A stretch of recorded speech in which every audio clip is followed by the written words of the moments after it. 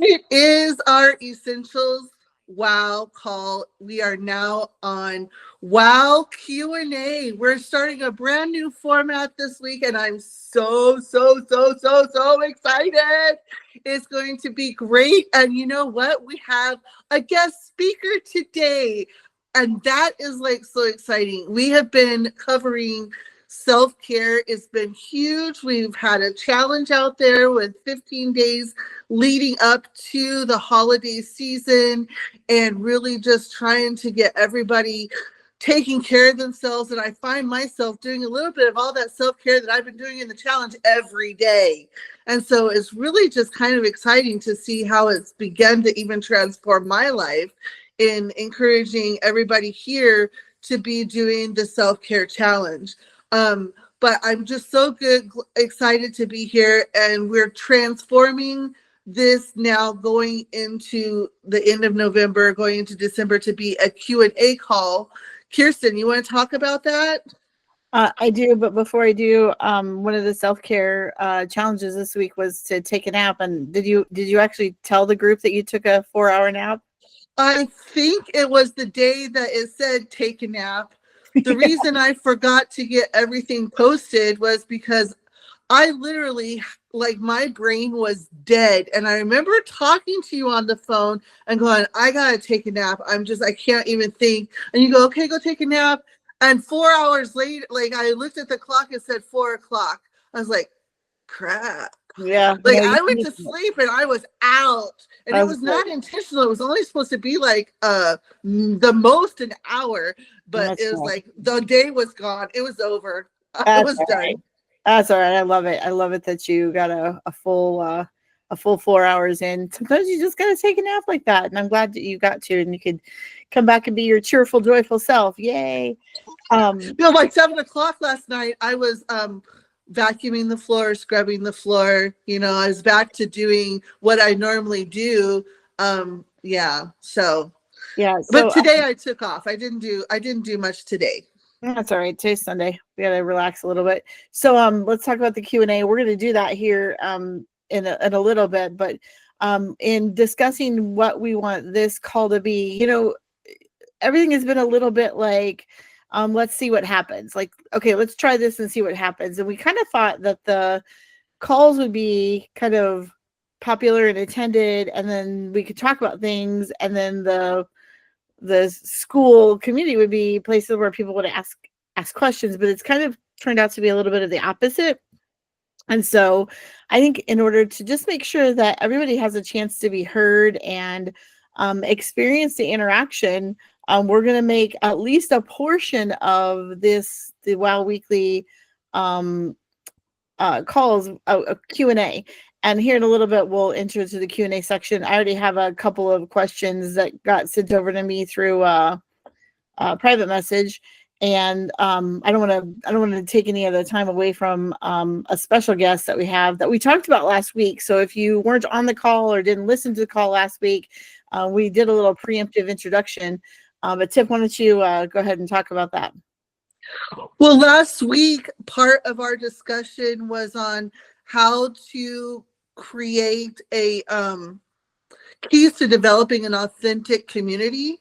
And one of those listed, so the topic was consistency in participating, taking risks, be known, run to messy, and then love first, be curious, and believe it is possible. Those were it. And when we were talking about love first, it came to me that my niece, and I'm excited to introduce her, has really, we haven't connected in so long that last year when she re-entered my life, it was like meeting someone brand new, and she has really taught me how to love with no judgment. I think I used the word unconditional, but by the time we were done with this topic, it was like non-judgmental love, allowing people to be who they are without judging them and still being authentic and loving yourself through it. So if that makes any sense, and I'll let Chelsea Hyde. No. Yeah. Okay. Still Hyde. Sorry. Y'all have different last names. I got a little confused, but Chelsea, welcome. You want to talk? Sure. I don't know what to say, but hi. Hey, I think if I were to jump off any place, Chelsea, I think that one of the things I've noticed about you is you have a desire to seek to understand first, and so you work real hard at understanding people.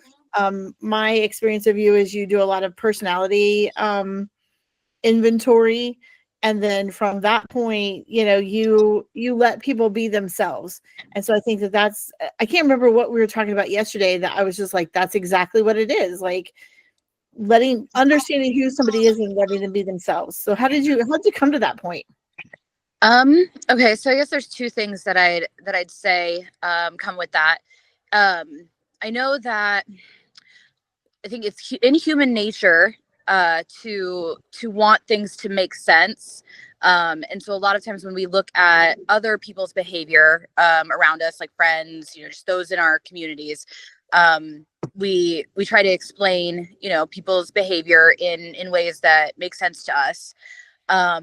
But I've found that, I guess, thinking that I know what's going on in anybody else's head kind of led me to a place where I would get like upset, or I would feel dysregulated, other people not understanding me. So I learned that if I want to be understood, then I have to kind of come to those around me with more of an openness, not assuming that I already know what's going on, but just to kind of pause and take in, what they're saying, with and definitely holding myself back from thinking I know what's somebody else's experiences, reminding myself regularly that the only life that I live is mine, and that I have to kind of let other people's experiences be different than mine. And then I think it really nothing about non-judgmental love or unconditional acceptance for other people.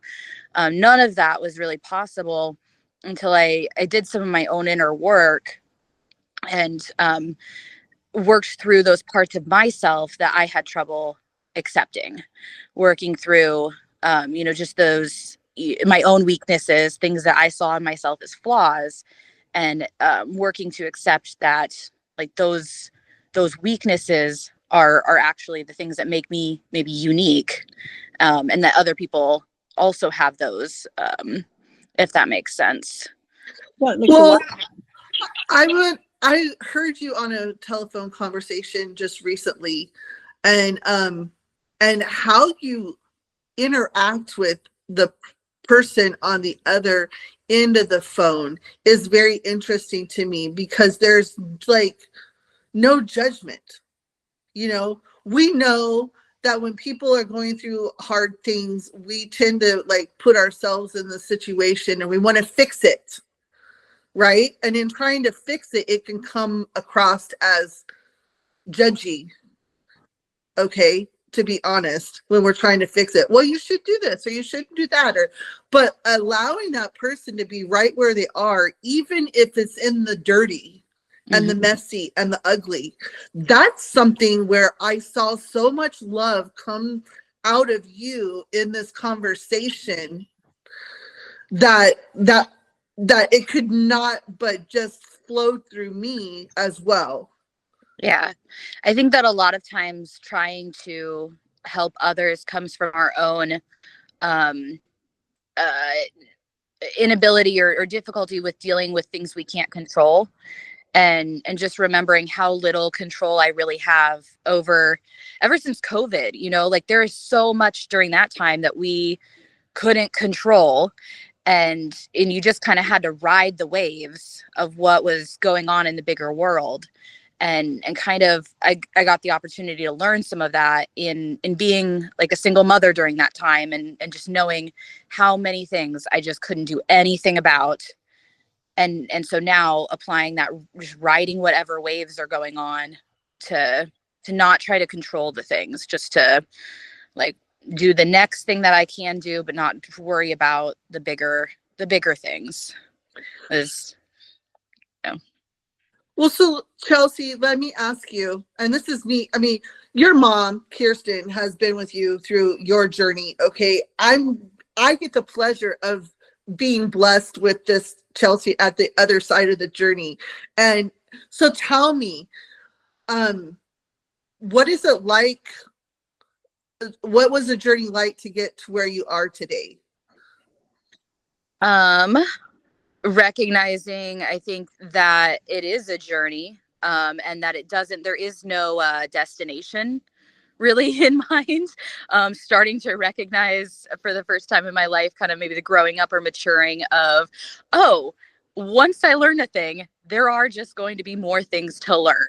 That is, there's never, kind of going through school or just going through, your younger life, you think, oh, once I get to here, then it will all whatever. But it really is just an ongoing learning through life. There's no real destination.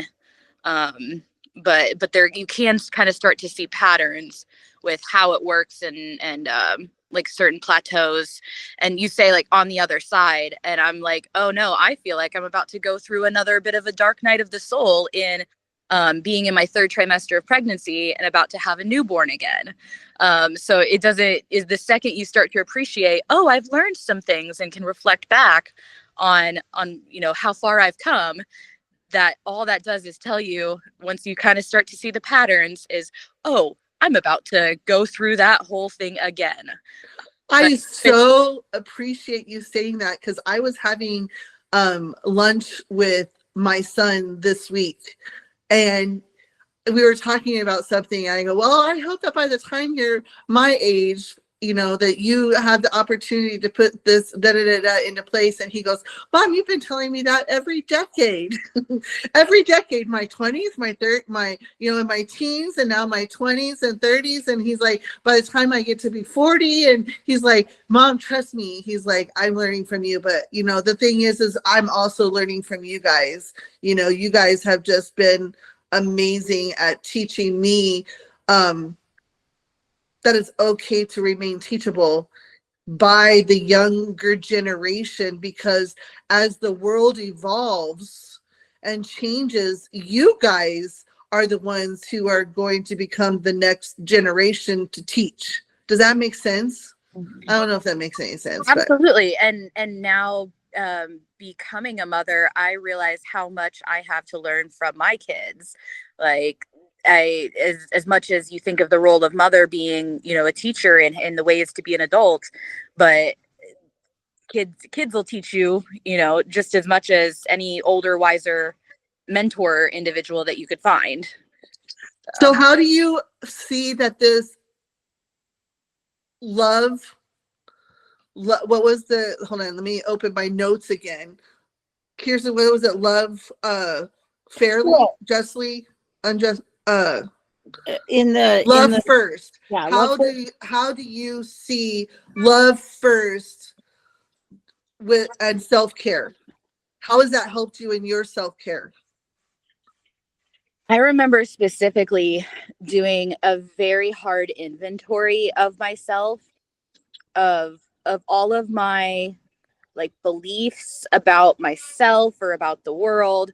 I had an opportunity kind of doing some like therapy work, to really take a look at like, who do I think I am, the good, the bad, and to really look at that, because to love anybody else, you have to love the parts of yourself that are the hardest to love.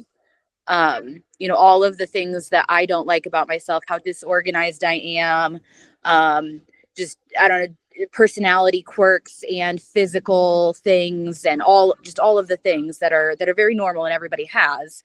But my relationship with them was such that I hate this about myself, and practicing to love what I, oops, did it work? Are you still there? Yeah. It cut out. Practicing loving specifically the parts of myself that I hated. to really focus on how to change my relationship with the hardest parts, because that kind of leveled everything out a little bit. If there was not such a strong hatred there for things that I couldn't do anything about, like if it was like, my blonde hair and my green eyes, can't change any of that. That's just who I am. And I tried to look at those beliefs about myself the same way. Like, this is a lifelong belief I've had about myself. Like, you are disorganized, for example. Can't change it. How do I love that part of myself? And that helps a lot with being able to see that other people have those things too. They may not have sat down and done an inventory, and they may not be actively practicing loving the part of themselves that they hate. Because I remember when I didn't actively sit myself down to love the part of myself that I hate. And I know that at any point somebody can change their relationship with themselves, because I have. I think if we want to change the relationships with the people around us, we have to change our relationship with ourselves first. I think that that's ultimately, for me, what Audacity Mode is about. Okay. My mind goes 100 miles an hour every day, all day long. And I constantly am creating, I'm constantly in my mind, I want to do this, I want to do that, I want to do this. And so when I take the time to slow down, and just be, I feel like I'm like I'm not okay. Because we live in a society that says you have to produce, something has to be done all the time. Okay. But I have, over the course of the last 6 months, since getting my own place, living in my own place for the first time ever in my life, and realizing I'm the only one here to clean it up. Okay. There ain't no one to go around and clean up after me. That as long as I do at least one thing a day, I'm okay with myself. Sorry, my dogs had a heart attack because somebody walked by. But that self-care, loving first, is, I noticed that I made a comment the other day, or maybe it's even a month ago, that my weight is just going to fall off. And as I began to express that, and I began to love myself first, do you know I'm getting into clothes I haven't gone into, and I haven't really changed anything? It's amazing what happens when you begin to love yourself first, and then love everybody out of the fullness of loving yourself first. So my cup of loving me is full always. Mm-hmm. And then I can overflow that to my grandchildren, to my kids, to my sister, to my parents, and I can be more loving to them. So then I don't have that ugly, hateful, yucky person that, oh my gosh, I took care of everybody else, why didn't I take care of myself? But, not to say anything bad, but there was someone in my life that, they wouldn't even buy themselves underwear because they were so busy taking care of other people that they always had the holy underwear, and, I think that it's important to buy yourself the pretty underwear so that you feel good. It's important. Those things are important. And loving yourself first then opens the door to love others.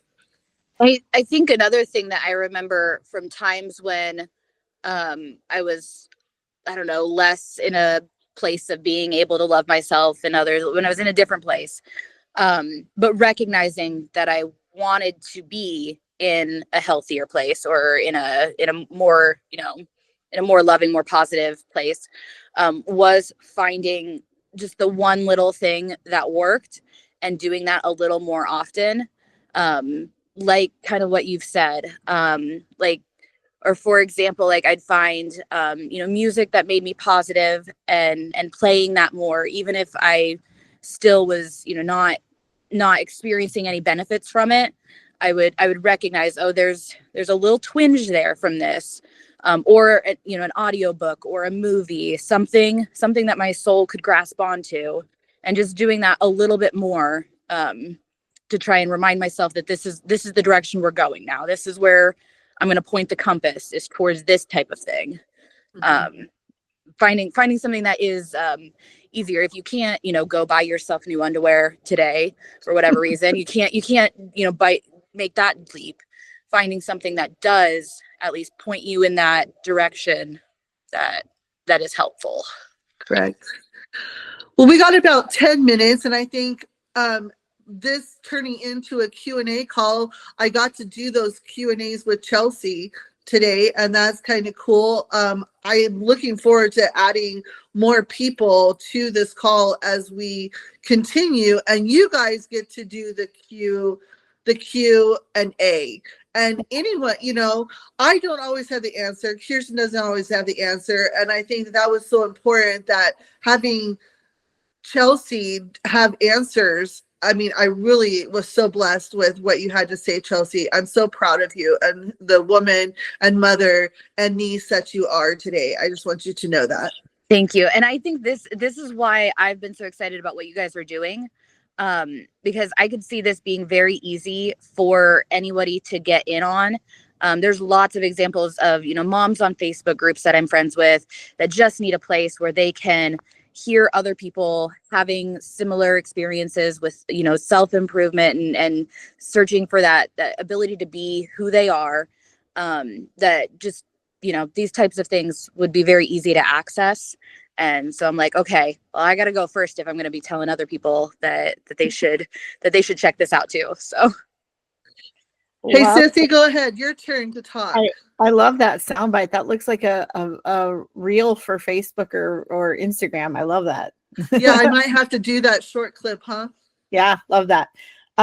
So let's just get to the Q&A portion. And I had a couple of folks that had asked some questions via private message. And so I just wanted to throw the question out there. Obviously, we don't have all of the answers. We're not trying to say that we have all the answers, but I think we can have some dialogue that can help people come to a sense of their own answers.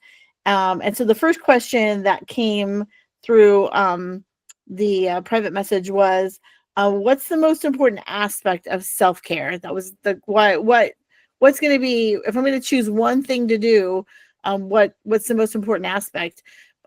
I feel like we've already touched on that, but I don't know what you guys think. When you think about what the most important aspect of self-care is, what do you think it is? You know what? I think it's just getting started. Just start with something. Yeah. Okay. Because you don't really understand it's important until you start doing it. I think that, in my opinion, is and it may not be something that I do every day. I have a whole list of things that I'd like to do a little more often than I do, but I don't. That's self-care. But just doing it, can I paraphrase what you're saying? Start where you are, do what you can. Say that again. Start where you are, do what you can. Yes. I love that. That sounds like a good slogan. I like that. Start where you are, do what you can. Oh, that's another thing to write on my little whiteboard. That's another one. There you go. I got another phrase. So I have a whiteboard in my house. I'll have to take a picture of it and post it. It's got all kinds of sayings on it. Encouragement. That's right. Because Tiffany is a extrovert. She puts it up on the whiteboard and talks to herself. It's good. Yes, I do. Chelsea, did you have anything to add about what's the most important aspect of self-care? No, I like that summary. I think we should stick. I think I like that. I like it too. That's good. Yeah. So I want to create a sticker for us that says do what you can and start where you are. That was great. Thank you for both of you for your feedback. The second question was, what should we do when we feel completely overwhelmed? And Tiffany and I were talking about a couple of people that have been kind of in and out of the community, and one of them reached out and just said, I feel completely overwhelmed. They have some health issues and just a lot of stuff going on in their lives. And I think the slogan fits that. But I think that maybe compassion towards ourselves. Like when you feel completely overwhelmed, you can't expect yourself to be energetically doing self-care. And life has a way of overwhelming us very, very quickly. I don't think any of us can, no matter how dedicated we are to self-care, just a couple of things out of the blue can overwhelm us. So I have a something that helped me with that. okay. And I'm going to put a plug in for the book, The Four Agreements by Dr. Not doctor, but it was by Don Ruiz or something like that. Anyway, the Four Agreements, there's one in there that talks about doing things 100%, but your 100% isn't going to be the same every day. Okay, so like if you're having a good day, so your 100% is going to be great. You're going to get a lot accomplished, and you're just going to be 100%, or you're going to be at a different level than if you woke up not feeling good that day. So your 100% is never going to be the same.